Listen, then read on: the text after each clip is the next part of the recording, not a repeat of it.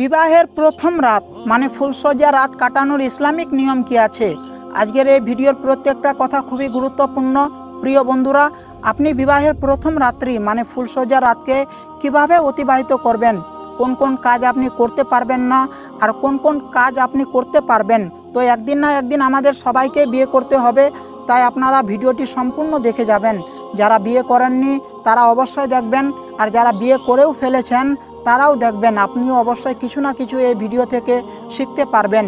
বিবাহ করা সুন্নত এবং ইসলামে এটি একটি গুরুত্বপূর্ণ অংশ। যদি কোনো ব্যক্তি জায়েজ কারণ ছাড়া বিবাহ না করে অথবা বিবাহ করতে দেরি করে, তাহলে এটি ইসলামের বিরোধী কাজ হবে। আর এই জন্য প্রত্যেক ব্যক্তিকে বিবাহ করা প্রয়োজন। একটি মানুষ যখন সর্বপ্রথম বিবাহ করে তাদের মাথায় অনেকগুলো প্রশ্নও এসে থাকে, আর তারা ভাবে ইসলামিক নিয়মে বিয়ের প্রথম রাতে কি কি করতে হয়। বিবাহের পর যখন স্বামী স্ত্রীর রুমে প্রবেশ করবে তখন সর্বপ্রথম সে নিজের বিবিকে সালাম দিবে, তারপর সে কেমন আছে সেও সম্পর্কে জিজ্ঞেস করবে। এরপর আপনাদের মনে যা আছে সে সমস্ত কথা বলার পর দুলহা দুলহানের মাথার চুলের উপর হাত দিয়ে এই দোয়াটি পড়তে থাকবে।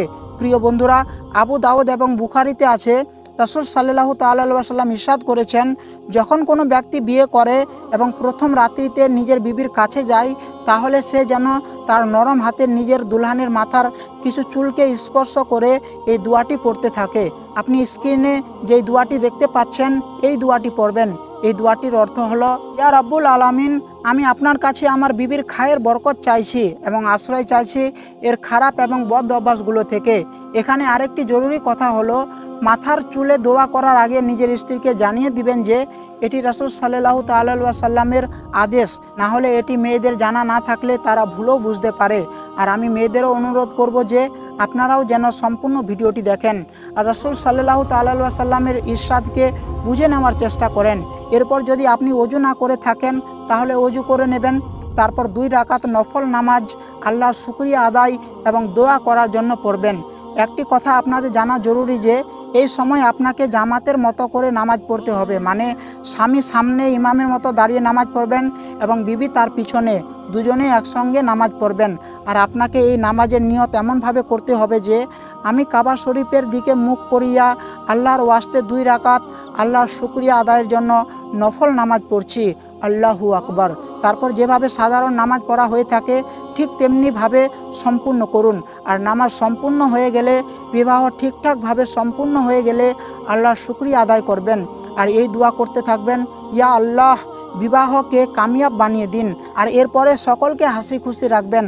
আমাদের যে সন্তান দান করবেন তাদেরকেও নেক দান করবেন। আর এছাড়াও আপনি এমনভাবে দোয়া করতে পারেন যে, ইয়া রাব্বুল আলামিন, আপনার শুকরিয়া এই জন্যই কেননা আপনি আমাদের দুজনকে এই দিনে দাঁড় করার উপস্থিত করেছেন, আমাদের দুজনকে এমন খুশি এবং পবিত্র নিয়ামতে মনোনীত করেছেন এবং আমার নবী রাসূল সাল্লাল্লাহু তাআলা আলাইহি ওয়াসাল্লামের সুন্নতের উপর আমল করার তৌফিক দান করেছেন। ইয়া রাব্বুল আলামিন, আমাদের এই খুশিকে সবসময় এমনভাবে প্রতিষ্ঠিত রাখবেন, আমাদেরকে এমনভাবে মিলন মহব্বতের সাথে জীবন কাটানোর তৌফিক দান করেন। এছাড়াও আপনি নিজের মতো করে দোয়া পড়তে পারেন। আর একটা জিনিস খেয়াল রাখবেন, দোয়া করার প্রথমে দরুদ শরীফটি পড়ে নেবেন এবং দোয়া করার শেষে দরুদে পাঠটি অবশ্যই পড়ে নেবেন। এবার নামাজ সম্পূর্ণ হয়ে যাবার পর কোনো কাজকে করার জন্য তাড়াহুড়ো করবেন না। এই সময়ে নিজের দুলহানের সঙ্গে এমন কথা বলুন যাতে করে তার লজ্জা দূর হয়ে যায়।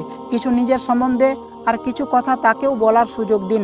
তারপর যখন দুলহানের লজ্জাটা কিছুটা কমে যাবে এবং আপনারা দুজনেই একসঙ্গে শোয়ার নিয়ত করে নিয়েছেন, তো তার আগে এই দোয়া অবশ্যই পড়ে নেবেন। মানে সহবাস করার আগে আপনাকে এই দোয়াটি অবশ্যই পড়তে হবে। আর এই দোয়াটির অর্থ হলো যে, আল্লাহর নামে, হে আল্লাহ, দূর করে দিন আমাদের দুজনের কাছ থেকে শয়তান এবং মারদুতকে, আর দূরে রাখুন শয়তান এবং মারদুতকে সেই সমস্ত সন্তানের কাছ থেকে যাদেরকে আপনি আমাদের দান করবেন।